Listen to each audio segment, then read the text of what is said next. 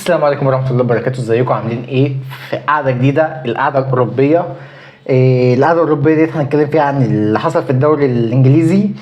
برشلونة هنتكلم عنها برضو. أتلتيكو مدريد هي بتلعب حاليا فمش هنقدر نتكلم عنها يعني. وريال مدريد لسه يوم التلات بقى، فإن شاء الله نتكلم عليها في قعدة الخميس أو القعدة الأوروبية الجاية يعني إن شاء الله بإذن الله. عمرو صديقي عامل ايه؟ الحمد لله. ايه الأخبار؟ الحمد لله. تعال نخش أول بالإنترو بتاع القعدة الأوروبية يلا بينا. ونرجع للناس.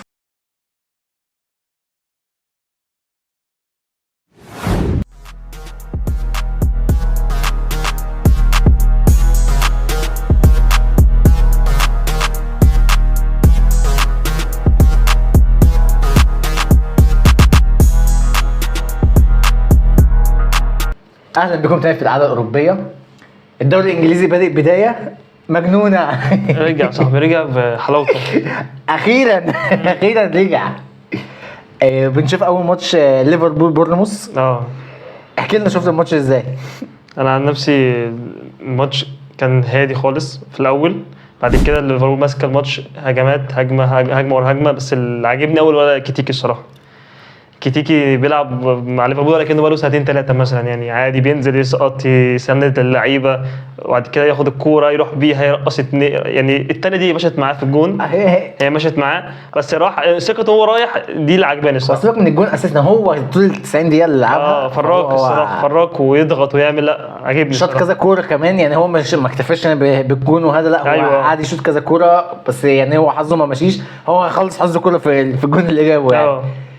انا مستغرب هيبقى بديل ازيك اصلا يعني. الموضوع غريب هيبقى بديل اصلا يعني. بس يلا هو صح، هو جامد قوي. وهو اساسا يعني سلوت عايز يوظفه مكان جاكبو في كوينجر، مش عايز يوظفه كمهاجم. هو ينفع كده برضه او ممكن كمان يصنع العاب، لانه فيرتز انا شايف ان فيرتز عايز ياخد اعدادات بدنيه كبيره قوي قوي قوي على الدوري الانجليزي. لسه مخضوض. لسه واخد الخضه، مش فايق لسه الحاجات دي. جوده وقوه التحامات الدوري الانجليزي مختلفه تماما عن الدوري الالماني. الدوري الالماني ده خفيف خالص. مختلفه تماما، فهو لسه في البدايه يعني ما ظهرش بشكل يقنع الناس. ايوه بس هو لعيب عنده كوره، بس لسه كبدايه. صلاح وبداياته ده اللي اتعودنا على صلاح. ده تلاقيه في الاول مش قد كده، تحسه مش موجود في الماتش، مره واحده من الكوره اللي السيزون بقى ينفجر. فرقع بقى في الفرقه كلها. بس جاب جون يعني جون حلو.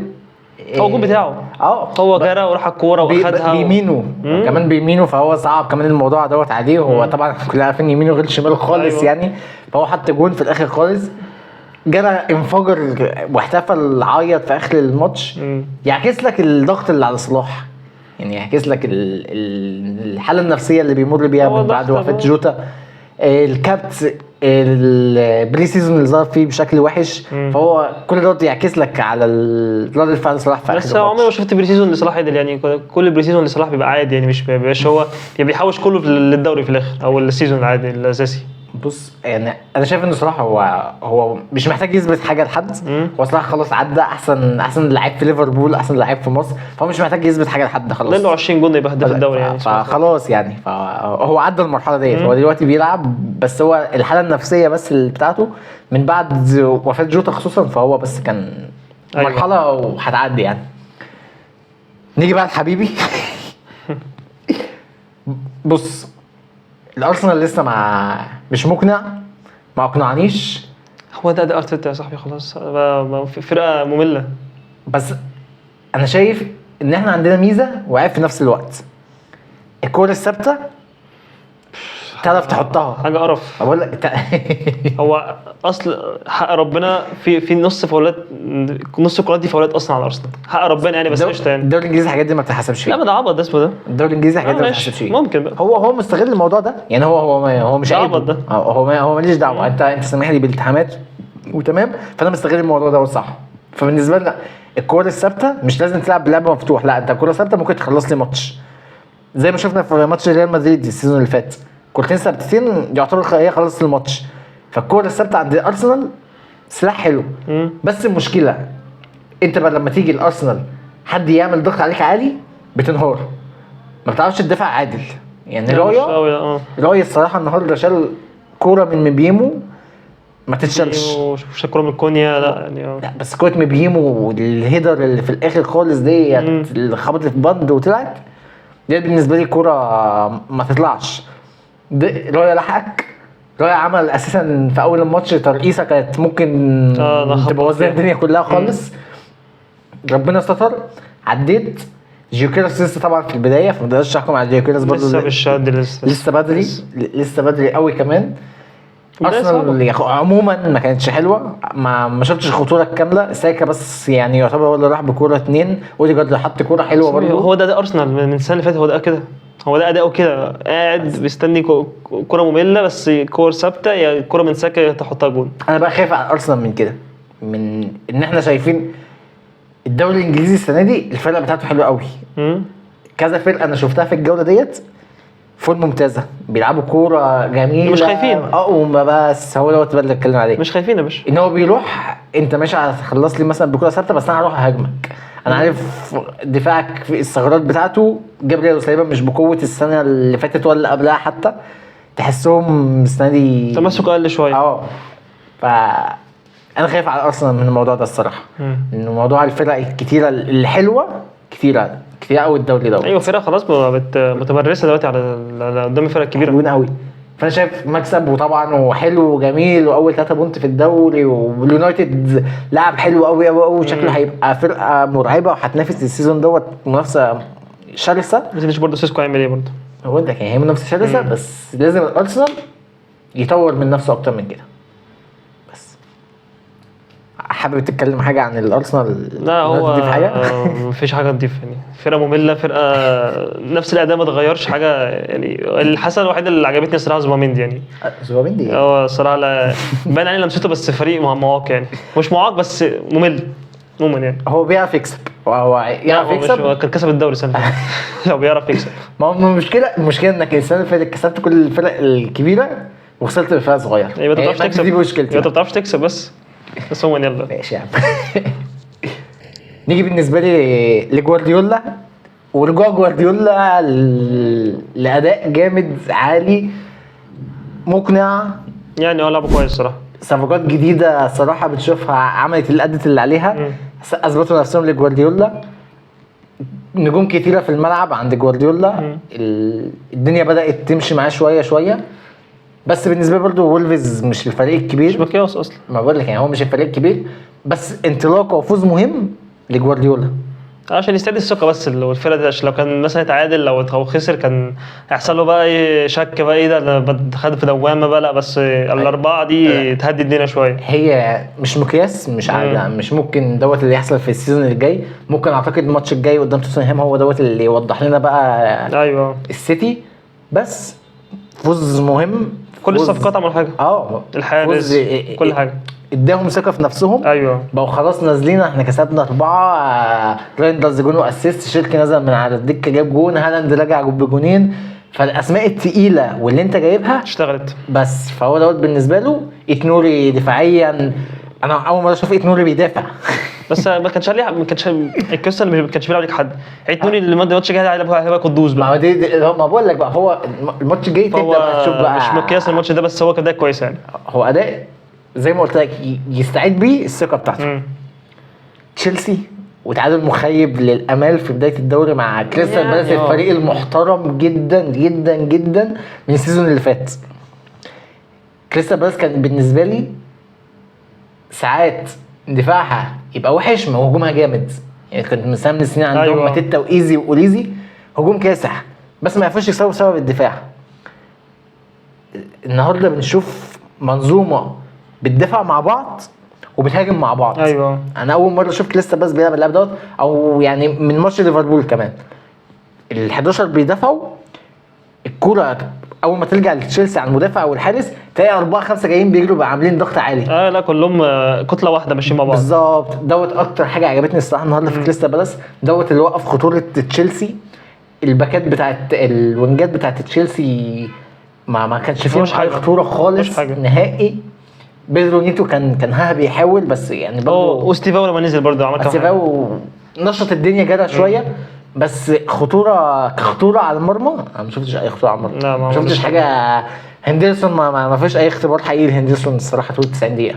ده بالعكس ده كريستال بالاس ده جاب جون واتلغى بطريقه غريبه يعني. مش ربنا يستر سكه ودغري يعني عربيه يتحسب.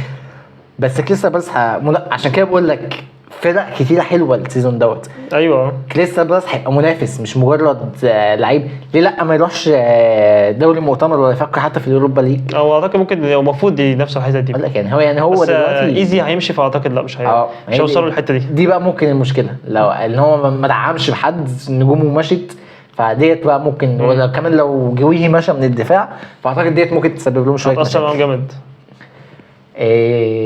توتنهام بيرنلي برضه نفس الكلام. توتنهام والسيتي هما الاثنين يتفقوا على بعض. الماتش الجاي بتاعهم هو اللي هيحدد. الفرقتين سهلين. هو حتى برضه مش الماتش الجاي يحدد، بس انت البدايه السيزون بتفرق معاك بقى اذا كان انت ماشي على الطريق الصح بقى، فرقتك متماسكه. هو توتنهام الصراحه ماتش باريس بتاع السوبر هو باين ان هو فريق حلو متماسك، مش زي مش متهلهل زي السنه اللي فاتت كده.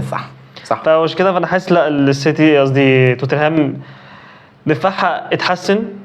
نص ملعب مع صار وبالينيا صراحه مادي كويس بدل بيسوما دماغه طايره. بيسوما بحالات مزاجي. لا هو اصلا موقوف عشان كان بيتاخر على التمرين بالساعه. ايوه فهو توقف 3 ماتشات من توتنهام يعني.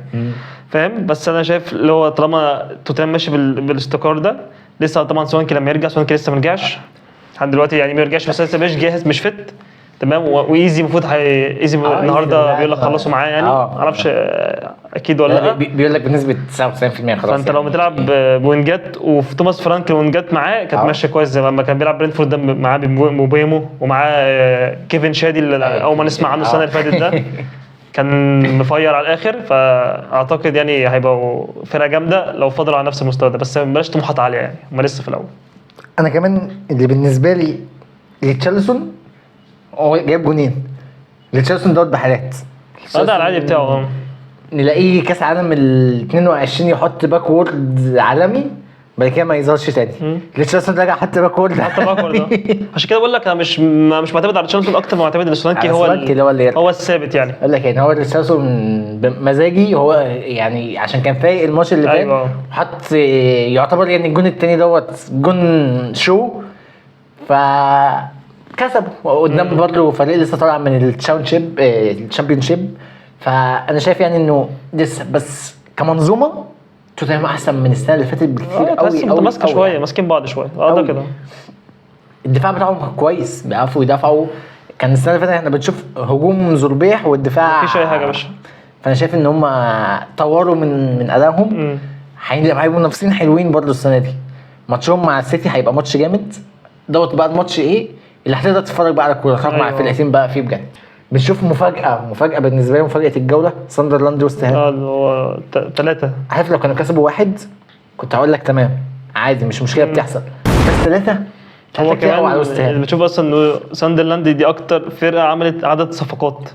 عملت فوق 15 صفقه وكسر يعني. هو مفيش حاجه حلوه يعني هم كلهم كسر.